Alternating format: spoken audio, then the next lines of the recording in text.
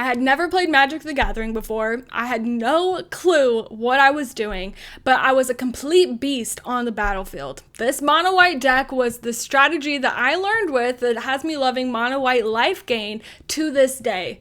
Let's go back to 2014 and I'm going to show you the deck that I learned to win on because it won every single game. Let's check it out.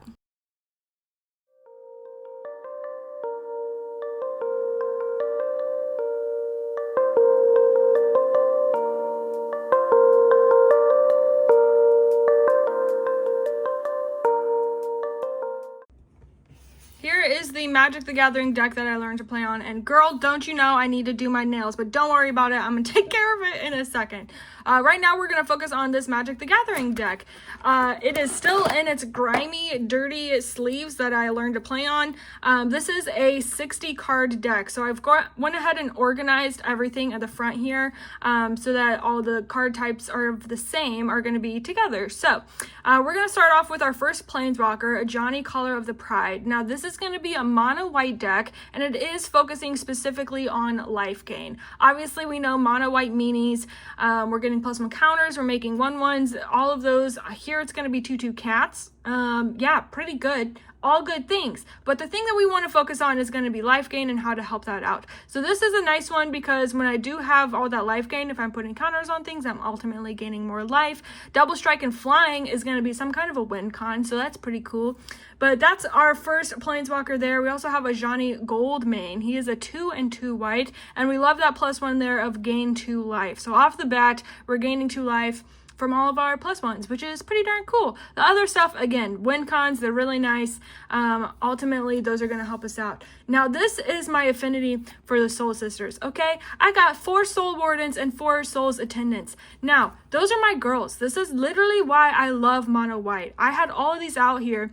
Can you imagine 4, where'd it go? 4 Souls Attendant and 4 Soul Wardens out on the battlefield. So literally things could trigger literally too many times. But at the end of the day, not only is the life gain from these nice, but there's nice little chump blocks that if I need to block something, those are a really easy thing to throw out there and get blocking because I don't want damage coming at me, even though I don't mind because I'm having so much life.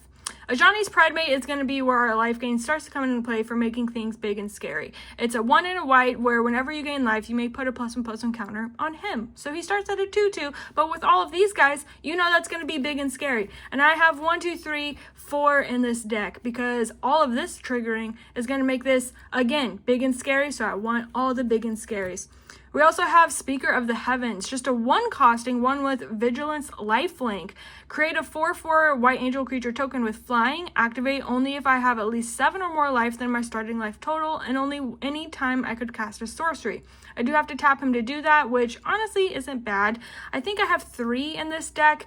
Again, it's obviously a nice chump blocker if I need it, but the Vigilance makes me feel more empowered to swing out with other things, and we're just gaining more life here, which is really nice. And honestly, with all this life link and all this life gain, it's just going to give me confidence to do the other big scary things in my deck. Next, we have an Uno Rocks Faithmender. I really like this card. I wish there was another one in this deck. I thought it did. But anyways, we just got the 1 Rocks here. It's a 3 costing 1, 1/5 with lifelink. If I would gain life, I gain twice that much life instead. Obviously really nice. We love to see that.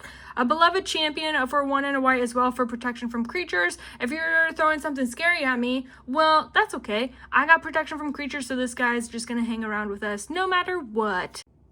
Alright, I went ahead and cleaned that up a little bit. Now we are moving on to enchantments. This is an aura costing 2 and a white, Recumbent Bliss.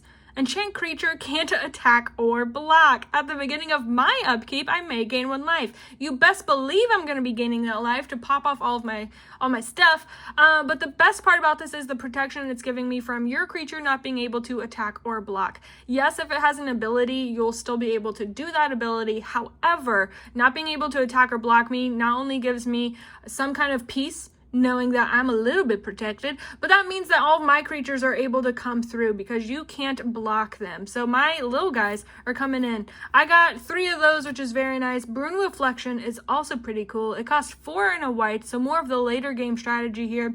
If I would gain life, I gain twice that much life instead. Now, if we remember, there is a creature out here that is able to do the exact same thing. So if we have that creature and this enchantment out, you best believe that feels really good, gaining 4 times as much life.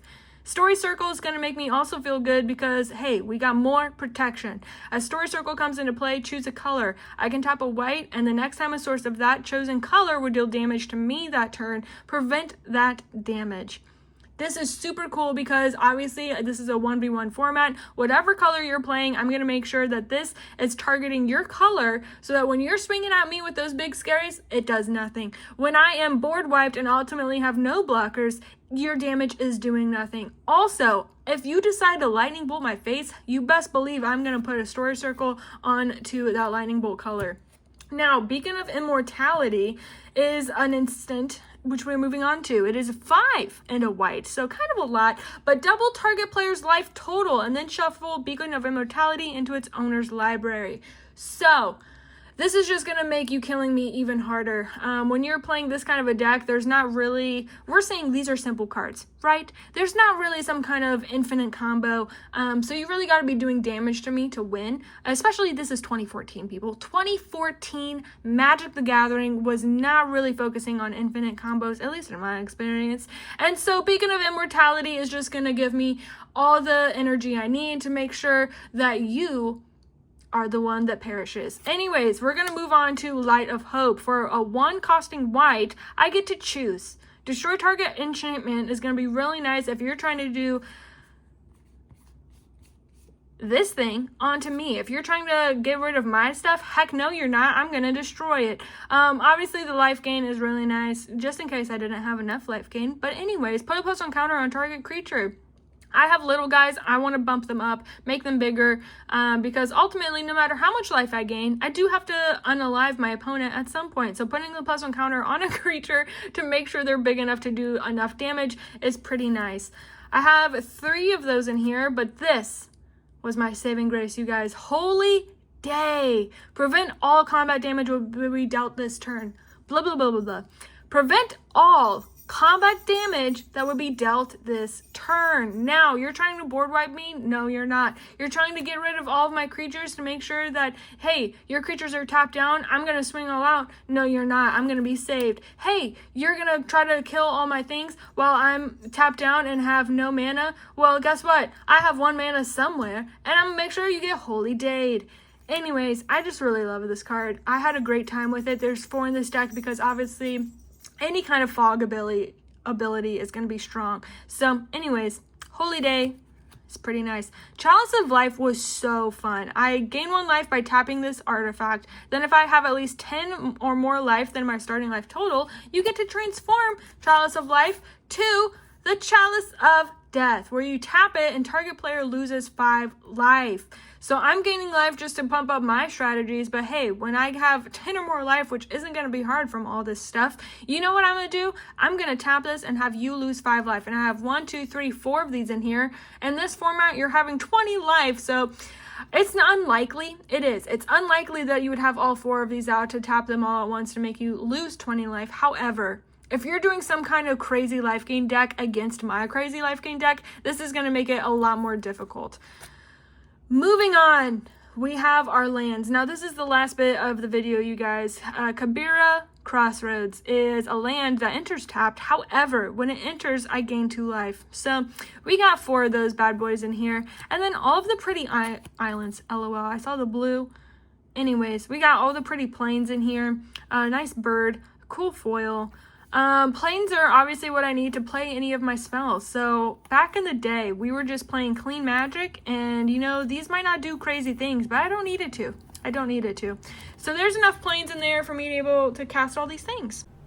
Alright, so that is the Magic the Gathering deck that I learned to play on back in 2014. Obviously, the cards and the synergies are a lot different. Like I said, we weren't really focusing on infinite combos, so there's nothing crazy. Just a bunch of basic lands, but honestly, it's all you needed. You can still play like this. It's technically like a kitchen table deck where you just put cards together and play what sounds fun to you, and that's a perfectly good way of playing Magic the Gathering.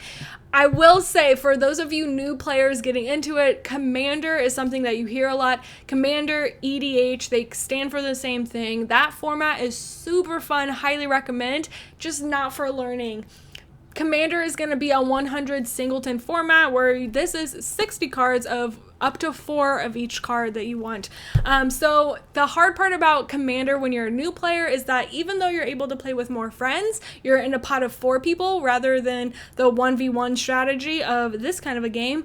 You're hanging out with more friends, but it's a lot more difficult to learn how the cards work together, the strategies. Yes, you're able to see your opponents interact with each other, so you can know when to respond to things, but honestly, on the 1v1 side of things, you're just able to talk through it with your opponent. Hopefully that's a friend, and they're going to be honest about what is going to be the right synergy and the right strategy at that time. I highly recommend learning on monocolored decks because it's going to help you know exactly what that color in the Wooburg pie does, so that once you completely finish learning all 5 of the Wooburg colors, you can then start adding them together, building out your own decks, figuring out the strategies that you like to play the most, because that's ultimately the best part of Magic the Gathering. There's something for everyone, not only in formats, but literally just build whatever the heck you want and play that. It's about fun. This is a game, so make sure you're having fun and learn the monocolored decks, people. Bring in people with the monocolored decks. Anyways, I'm rambling. Happy gaming. See you next time.